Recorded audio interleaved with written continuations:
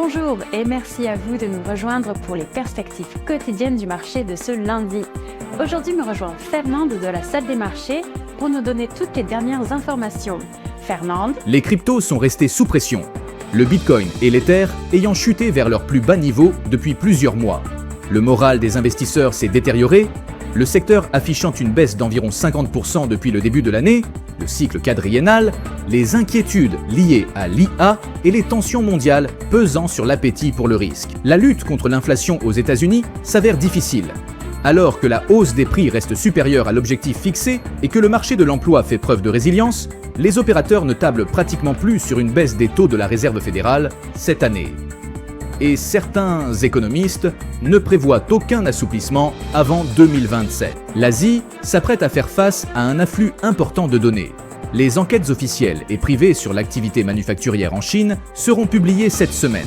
Elles devraient se situer aux alentours du seuil entre croissance et contraction, tandis que le Tankan japonais, très suivi, évaluera la confiance des grands industriels. La dernière session a vu l'action Tesla gagner 1,2%.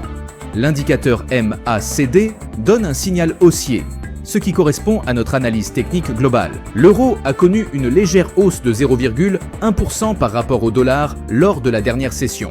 L'indicateur MACD donne un signal haussier, la paire. Livre sterling dollar s'est échangé latéralement lors de la dernière session.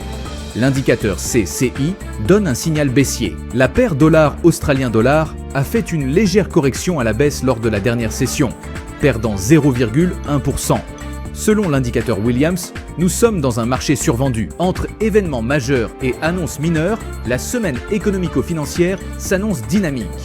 Les traders doivent maintenir leur vigilance. N'oubliez pas la gestion du risque.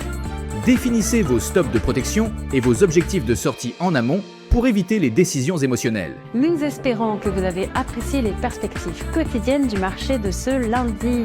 Nous souhaitons à chacun de vous une journée de trading productive. Reconnectez-vous demain matin pour entendre les dernières nouvelles et les événements des marchés financiers.